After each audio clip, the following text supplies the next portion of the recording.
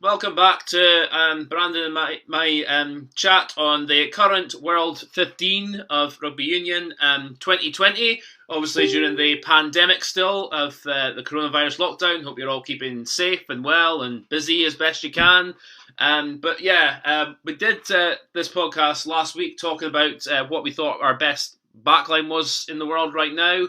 During the pandemic, and we're moving on to the forwards now. This podcast is out a wee bit later than we thought it might, just because of the various weeks have been busy and technical difficulties and all that. But anyway, how you doing, Brandon? Yeah, really good. Fantastic to do another podcast to talk about the forwards. We did the backs, lots of controversial decisions, but we'll try and crack into these forwards. And let us know your teams in the comments as well. Yeah, that sounds good. So starting with the front row, I don't have a sheet of that in front of me, but we'll just go with it. I'm going to try not rocking back and forth in my chair because I knew you got a complaint about that last time. Okay, front row. Start off with the props. Who would you go for? I went with Mako Vunipola at 1, even though towards the end of the Six Nations he excused himself, and I've gone for Frans Malherbe at 3, although you could have honourable mentions at 3. I think Tag Furlong and Van Son Kok are honourable mentions there. What about yourself? I went with Mako in the number 1 shirt. I think he's been fantastic for England and for Saracens over the past few years. I think that he is probably streets ahead of anyone else really in that position. I was trying to think of players. I was going through the home nations, going then through the Southern Hemisphere, and nobody really stood out. I think Mako is a very modern prop. He's comfortable with the ball in hand. He's powerful though, and he's grown as a leader on the pitch as well. And having him on the pitch, you notice England played that much better. So for me, Mako Vunipola certainly into the team. And then in the number 3 shirt, again, Koch was someone that I did think about, a very powerful player, but I think Malherbe probably is in there. I couldn't really think of anyone else who really would contest with them. Again, it's very difficult to look past South Africa because they did win the World Cup. They won it in quite emphatic style, and they were dominant in all areas over the pitch. And so I think this team will have a lot of South Africans in it, but I think Malherbe has to go in the 3 shirts. So Mako and Malherbe in the 3 shirts. At hooker then, it's another South African. It's Malcolm Marx. Yeah, I think we can both agree on this one. Absolutely. Who else is there? Well, who else is there? That's the thing. Like, I think in the World Cup, they used him very effectively because he was in the knockout stages. He was the bench hooker. But the way they came on the second half, they used him very effectively. He was in the scrums, he was good, and also in open play and his line-out throwing as well. As I've been almost a revelation, I have to say, since he came into the box squad. An excellent player. So I think we're both in agreement there. One thing I would say, actually, going back to Tighthead Prop just a wee bit. I think, honourable mention to Van Son Kok as well, because, Frans Malherbe, he's a very good scrummager and he works hard around the pitch, but in terms of his ball carrying, he's not the most effective prop ball carrier you'll ever see.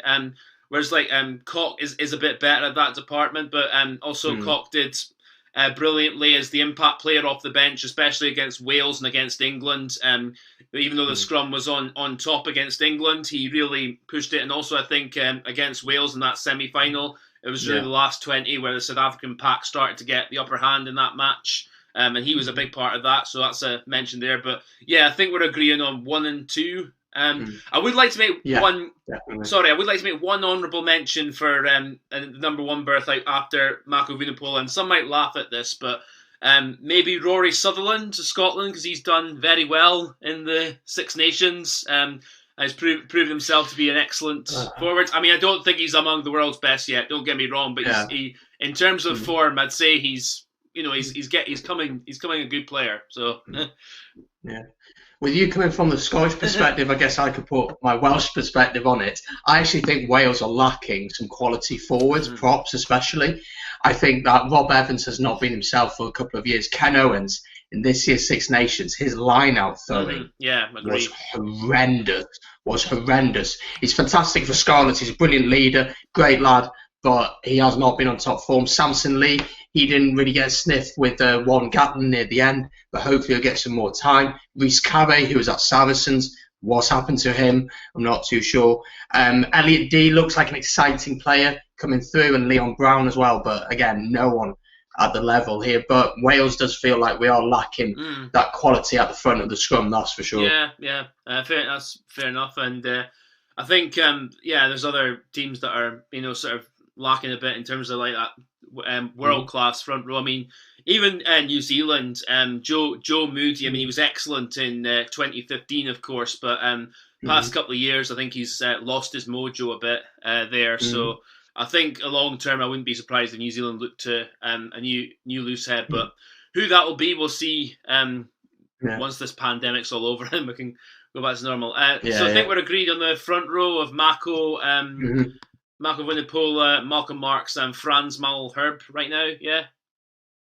Yeah. Okay, so second row, who would you go for? I would go for Eden Etzebeth, an absolute man mountain. Honestly, if he ran at me on the pitch, I think I'd be dropping the kids off at the pool, if you know what I'm saying. Yeah. I think I would, because he is massive, but he's so impactful in play. Moved to Toulon last summer, of course, after the World Cup, and had a decent season over there. And with South Africa, he's now that leader. He's also a fantastic option in the line-out. Around the park, he's very good with the ball in his hands. And again, just that brute force to get over the gain line, to be dirty, to be horrible, to be a menace to play against. I just think he honestly is the perfect rugby player for his position. He's agile, but he's strong. He's tall, but he's quick. He's got it all, in my opinion. And that's why he has got to be in my team. Yeah, I agree with that. I think this is going in the World Cup. I think you have to tip the balance to him over Brodie Retallick right now. And yeah, I think I agree with everything you've said there. I think also what impressed me most is his tackling and the way he's managed to get the choke tackle spot on. There was times he was just holding players up and enough time for his teammates to go in and choke the opposition attackers, pardon me. And his defensive play in general for a second row is up there with the best of them, as well as, of course, his ball carrying. We know what he can do at the line out, so I think no arguments there. The other second row position, this is a bit of a contentious one. For me, it's probably between Sam Whitelock, Maro Itoje, or Alan Wynne-Jones. I mean, one of those three. I think you know what I'm going to say. Lou Diager. I know what you're going to say, yeah. Yeah, for me, it's Alan Wynne-Jones. Probably a little bit biased, yes, but I'll put my case out there. He's been probably the best player for Wales over the past probably 5 years. He's been a leader. He has been not just a leader for Wales, but for the Ospreys when there was talk of that merger again with the Scarlets. He came out, spoke very vocally, but spoke very well about it. Was very professional in the way they did that. On the pitch, he leads from the front line. You wouldn't expect anything from anyone that he wouldn't be willing to do himself. He's such a leader, and with the success we've had over the last few years, I think him becoming captain after Sam Warburton was the best thing possible, because then we saw the best out of Sam Warburton as well. And so him having that role as captain, I think it's really grown him as a player. He's only 33. I say only 33, but I still think he's got another 3 years. He's 34 now. Is he 34? Yeah. I still think he's got another 3 years in him. Yeah, I mean, Wayne. I think that. I mean, Wayne Pivac was talking about him going to the next World Cup, which would be some feat. But I mean, to be honest, the way he's playing, he's been playing the past year. He's probably been arguably playing the best rugby he's ever played for Wales, which is saying something considering how good a player he already was. I mean, I had my doubts about him like before the 2017 Lions tour, because I thought he'd lost his mojo, but he's got it back to better than ever. He had a very, very good World Cup. Was very unlucky, I thought, with that penalty, which in the end led towards the South African getting the penalty that won the semi-final for South Africa that game. because he got a bit isolated, although it wasn't entirely his fault as to why he got Francois Lowe got on top of him, because he wasn't supported quickly enough. But I mean, apart from that, no, his work rate, his tackling, his carrying, his leadership, even in the Six Nations when Wales haven't done well, he's still up there with the best of them. I think he got 30 plus tackles in that match in Dublin against Ireland, which is absolutely like a phenomenal feat for a second row. So he's just, I mean, but the thing is impressing me most about him is just he's always there, even if he maybe gives the odd penalty away now and then. He's just always in opponents' faces. He's always knowing that you're making sure his presence is there, and just basically telling his opposite number or whoever's at the breakdown at the time, or whatever the situation is, I am here. I am not going to let you have an easy match whatsoever. And you're letting his opponents know that they're going to have to work bloody hard if they want to get past him. And that's what I think. So I think I'm just going to give the edge to him as well. And if I mean, but no, I think like the other contenders. I mean, Sam Whitelock. I mean, obviously we all know his talents and what he's capable of. But again, I think by his standards, he's not been at his best, and maybe past his best. I'll be honest with you. But Alan Wynn's just like I say, just keeps going, and I think right now he would be up there with among the first choices for any team in the world. I mean, he'd walk into an All Black side pretty much straight away. So yeah, I'll give you that. I'll give you Alan Wynn there. I do think Itoje does deserve an honourable mention. I think that he is still fairly young. I think he's in his mid-20s, something like that, maybe.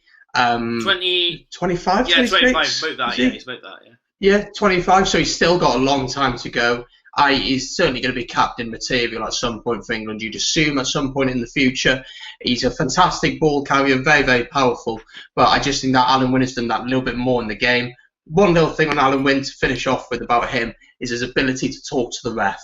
I think he's one of the best in the world at it.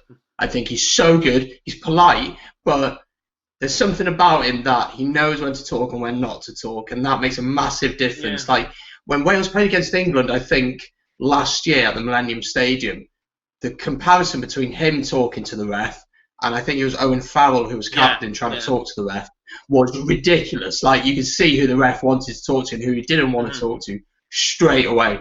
And I think that's a massive quality to have in a player, because that can make a difference between shifting a ref's focus to one area of the game and taking away from the area that you don't want him to focus on.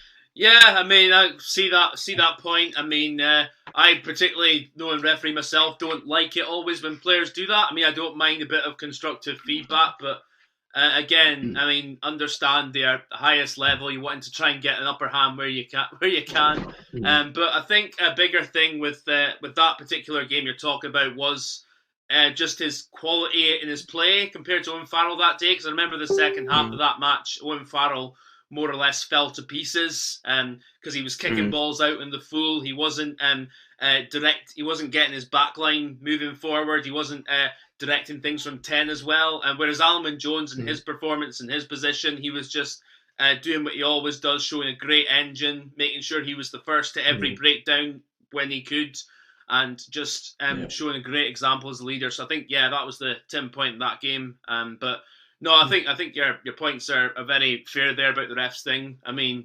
again, being a referee myself, I've got a bit of a, I don't know, like I've got a bit of a somewhere in the middle on that one. But yeah, I'll take your point. Yeah. Yeah. Awesome. So on to back row now. This was a difficult one for me. I've got a fair few contenders for, and I know who my number 8 is, but the flankers I'm not too sure about. So do you want to say who you think?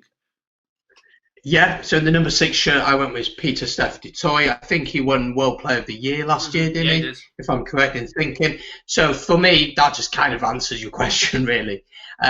He's so good. At the World Cup, he was probably one of the best players in South Africa's team. Just his ball carrying, his power, his ability to get over the gain line, to drag players onto him, and then that frees up the likes of Colby, of Pollard, of whoever to do their magic and to let them dictate the game. And again, he gets on with his work quietly. He doesn't make a fuss about it. He just gets on with it. He works hard and he gets the job done. And so for me, there's no question that Peter Steph du Toit has to go into this team. Yeah, I mean, it's tackling as well. He tackles like a ton of bricks. Like you'd be probably be probably like I think the description Jeremy Guscott gave when Philippe Sella tackled back in the day was it was like a crane being hit. It's like a crane hit on his telephone box, and I think Peter Steph de Toit does that, and then some with his tackling. So yeah, agree with you there, and he does. He's got an excellent work rate, again, great engine as well. I think got to give shout outs to, of course, Tom Curry and Sam Underhill. If you want them somewhere in this back row, I'm not entirely sure because they deserve a mention. I think who else? I don't know. I mean, Saya on the list, Saya Kolisi, I think, deserves an honourable mention as well, just because the way he captained South Africa to the World Cup. He was excellent there. But I mean, I also want to stress this point here, even though to folk who are a bit more, maybe not as savvy about this, I know a lot of you probably are, is that South Africa, they have a thing where they play the open side at number 6 and the blind side at number 7. The rest of the world's the other way around. So just wanted to get that out there. But what do you think? I think we'll agree with Steph de Toit, but what about the 7 shirt? There's a lot of good players out there at the minute. I mean, a couple of years ago, as a Welshman, I'd have said Justin Tipuric, because I think in the Open he is an extremely exciting player. I still think he can be, but he's been a little bit quieter recently. It's a tough one. Can you play Curry at 7? Yes. Could that work? That's the question, isn't it? For me, I would probably say Tom Curry, but you've put someone really interesting down. Is this biased or is this a genuine opinion? That's what I want to know. Or a bit of both. Oh, it's probably a bit of bias, but I would put Hamish Watson definitely as a contender. I just think he's absolutely fantastic and doesn't always get the recognition he deserves. Just his work rate around the pitch, the way he carries. We greatly missed him at the World Cup when he suffered a bad injury, sadly, which I think I don't know if it would have huge difference to us going through or not, but it certainly was a big blow. And the Six Nations, he's just been absolutely fantastic. His work at the breakdown, his carrying, is getting around. I mean, that game against Italy, although I might have some saying, but it's Italy. But if you just watch his performance that game, it just typifies him. I mean, even two teams that were playing absolutely terrible rugby, horrible rugby, but he was just absolutely immense that game. Every breakdown, he was there. Every time he could break the gain line, he was doing it. He was clearing out as best he can. He was jackling. He was just absolutely everywhere. So, I mean, I think if he keeps this up and he stays fit, he is in with a good shout of being the Lions 7 next year, providing, of course. I mean, we're guessing that's still going ahead because it's next year, but again, a lot of uncertainty right now. But I mean, I would at the moment have him. I personally have him as my 7, but Curry and Underhill definitely very worthy shouts, especially with Underhill's performance against New Zealand in. I thought he was excellent that game, and also he was man of the match against Scotland in the Six Nations as well. Underhill, and he on a horrible wet day, he played the conditions really well and made the impact as best he could in that game. So yeah, but I'm going with Watson because bias. Okay. Biased. That's cool. That's fine. The only other thing I wanted to mention was in the number 6 jersey. Not in the category of world class quite yet, but I think Aaron Wainwright has been incredible for the past 18 months. I think that he has burst onto the scene. He's shown no fear, just gone for it. And the work rate that he puts in the loose, but also at the breakdown, is incredible. And I'm really excited to see how he develops over the next few years. But he's not quite world class yet. But Warren Gatland did an interview 6 months ago, said, I think it was Hugo Monnier, asked him, who could be a surprise shout for the Lions, and he said Aaron Wainwright could be a surprise inclusion. And if he keeps going the way he is, he may be a player to take. Give him some games against the provincial teams, not against New Zealand. Probably a bit too soon for that, but he's still fantastic and deserves a mention. Yeah, I mean, I think you have. Well, I think you have to put him up against. He has to be playing against New Zealand if he's going to be in contenders for the best in the world. But that's the thing. I thought he was quite hard done by when he was dropped after was it the Ireland game, the Six Nations. I thought he was a bit. Yeah. I thought because I didn't think he had a bad game that game. No, I thought I was a bit harsh there. But I think he's a very. I mean, shown at the World Cup what a talented player he is, and I think he is one for the future, but not just yet. And I think he needs to. I mean, there's some areas he still needs to work on a little bit, but I mean, I think he is definitely one down the road. And if he stays fit and he keeps working hard, I think he could be on the plane to. Well, I think he will be on the plane to Lions 2021. Still, when rugby gets back into starting again, there's still rugby to be played, so we'll see what happens there. But okay, so so 6 du Toit, 7. You can disagree with me if you want. Hamish Watson. Okay. I'm happy to put Watson in. I put Alan Wynne in. So I know there's going to be a few English folks saying I'm bloody nuts because after Curry and Underhill's performances against New Zealand, but hey ho, I'm sticking by my opinion there. You're entitled to disagree. And number 8. I've just thought one contender, just basically off the back of his World Cup, and that's Duane Vermeulen. What do you think? Okay. I can see where you're coming from. I can absolutely see that. But there's one name which just I can't ignore, Taulupe Faletau. Now, before you start rolling your eyes or smirking, let me explain why. Yes, he's been injured for a heck of a long time. And he played a little bit in this year's Six Nations, which is good. He's played a little bit for Bath this season as well. His first game back for Bath after breaking his arm, he gets a man of the match performance, scores a try and gets a try assist. I mean, that's just ridiculous. The guy, honestly, would walk into any side in the world and play number 8 if he's fit. Absolutely would. I 100% believe that. The only person who can maybe challenge him that we haven't spoken about is Billy Vunipola when he's fit. But I think Faletau in the loose and his tackling, his work rate is just incredible. You know, when he burst onto the team in 2011, it was like a revelation for us, you know. And it's just so unfortunate he's been so injured over the times. But I think that he definitely deserves a mention. I can understand where you're coming with Duane Vermeulen, had an incredible World Cup, has played a lot more rugby than Faletau. But I do think Faletau deserves a mention. But please, come at me, roast me, tell me what you think. He's hardly played the past couple of years, Faletau. He's only come back in this Six Nations, and again, I thought by his normal standards, he was pretty average and pretty quiet by compared to what we know he can do. On past form, I'd say maybe, but at the present, I can't say him just now. Okay. Billy Vunipola, I think. There's a case there, but I mean, I'm of the view of him, whilst he's good at what he does, with his carrying, he's a bit too one-dimensional, because you know what he's going to do. I mean, but he doesn't, he's a very strong character. He'll take drawing tacklers, maybe make the odd offload, but I think, I think he's just a bit, and he can obviously defend pretty well as well for a big guy, but I think apart from that, he's just a bit too one-dimensional, whereas Duane Vermeulen showed himself to be just like a powerful ball carrier, a terrific athlete. I thought he was exceptional that World Cup. I mean, that performance he produced in the final was probably up there with among the best back row performances you'll see in a World Cup final ever. He was just absolutely, he was so good in that match, and he just showed himself like the way he carries, the way he plays, the way he shows, like he's shown great leadership. He's matured a lot, I think, in the past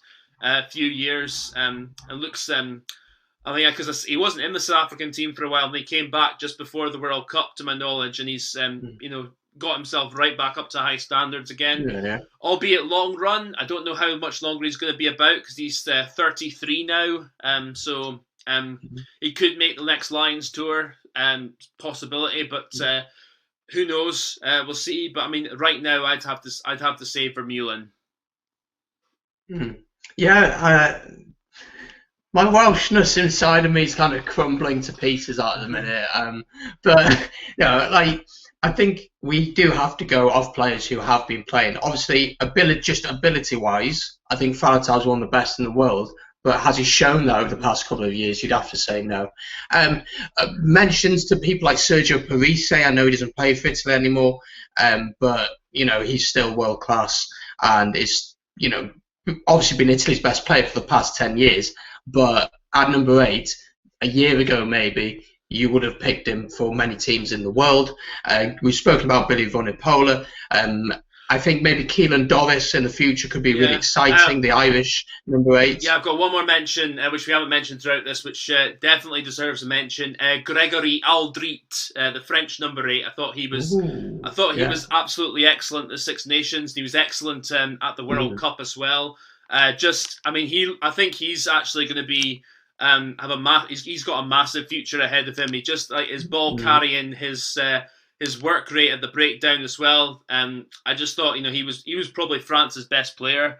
The Six Nations, which is still to be completed. In the forwards, just a case of everything he does, and as I said, his carrying, his work rate at the breakdown, his jackling, his tackling as well. I think he's got the potential to be up there with the best number 8s in the world in a couple of years' time, and I think he'll be close to a superstar at the next World Cup in France, if he stays fit, of course. And sadly, he's got he comes from Scottish heritage, so gutted we missed out on him. Does it hurt a little bit more? A little bit more. Yeah, a little bit, because I remember he scored 2 tries against us.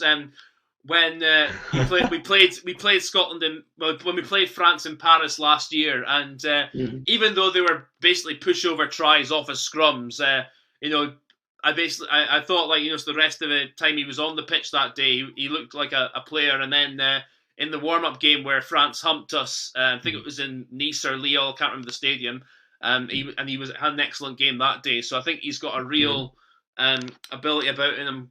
Although it was his choice, because the SRU apparently did phone him up and asked him if he wanted to come to play for Scotland, but he chose to stay in France. So, his own choice. But you'll regret it, Gregory, unless he wins the World Cup. I'll shut my mouth. When Scotland wins the next World Cup, you'll regret it, eh? Yeah, that's say that. But yeah, I think that's the team. I'll quickly run through who we did pick. Because I got it here. So Mako Vunipola, Malcolm Marks, and Franz Malev, Esterbeth, and Alan Wynne-Jones.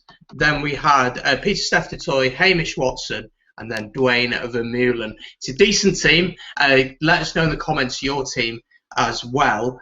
We want to hear that one.